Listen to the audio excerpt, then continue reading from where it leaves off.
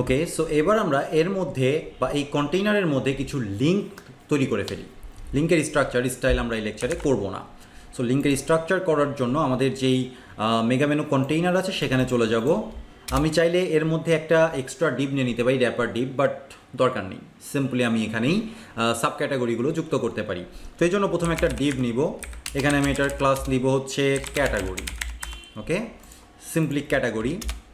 এর মধ্যে একটা h2 ট্যাগ দিব, যেটার একটা ক্লাস নেম দিব হচ্ছে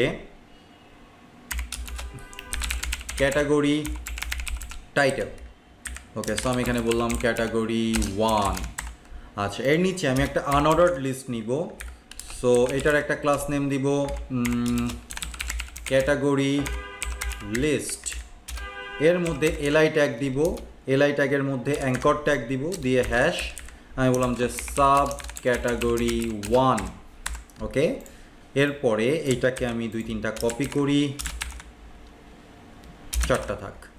এটা হচ্ছে সাব ক্যাটাগরি 2, 3, 4।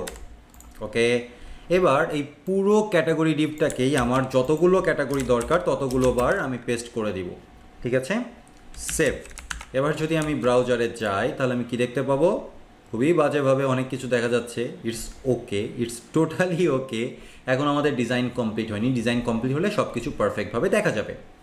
ওকে, so structure ready. Structure ready. এখন একটা জিনিস মাথায় রাখবেন, যখন আপনি মেগা মেনু তৈরি করবেন বা ড্রপ ডাউন তৈরি করবেন, তখন আপনার ড্রপ ডাউনের যে বারটা সেটা তৈরি হয়ে গেছে, মানে আপনি ওর মধ্যে যা খুশি তাই রাখতে পারেন। ইমেজ চাইলে ইমেজ রাখতে পারেন, ভিডিও চাইলে ভিডিও রাখতে পারেন, এর ভিতরে ফ্লেক্স বক্স চাইলে ফ্লেক্স বক্স রাখতে পারেন, গ্রিড চাইলে গ্রিড রাখতে পারেন, টেবিল চাইলে টেবিল রাখতে পারেন, লিঙ্ক চাইলে লিঙ্ক রাখতে পারেন। মানে এটা আপনার একটা কন্টেইনার। এই কন্টেইনারের মধ্যে আপনি যা খুশি তাই রাখতে পারেন। যেমনটা এইখানে একটা যে ডিপ রয়েছে, এই ডিপের মধ্যে আপনি লিস্টও রাখতে পারতেন, আবার ইমেজও রাখতে পারতেন। আপনি যা খুশি তাই রাখতে পারতেন। ঠিক একইভাবে এই যে আমাদের এরিয়াটা তৈরি হয়েছে, এই এরিয়ার মধ্যে আমরা যা খুশি তাই রাখতে পারবো। আমার মেনু তৈরি করার জন্য যা লাগবে আমি তাই রাখতে পারবো। আমি যদি চাই একটা স্লাইড শো তৈরি করতে এর মধ্যে, সেটাও আমি পারবো।